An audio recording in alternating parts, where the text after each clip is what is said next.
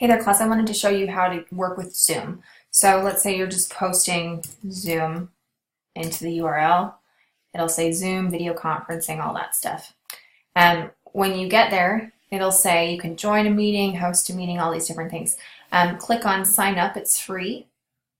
And you can just do your email and then sign up. Once you do it, then I'm going to pause it for a moment while I fill mine in.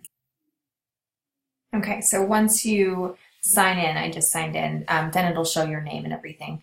But then when you want to join a meeting, you'll click join a meeting, and then the meeting ID is going to be those last numbers that were in, when I said click on this to join the meeting, it's the last 10 numbers that were posted in that link. So I just put that in there.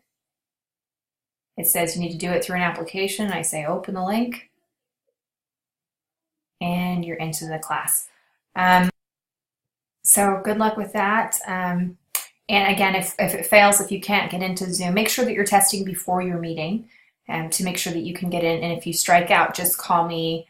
My number is 385-248-7666 just during your meeting time, and we'll talk on the phone instead.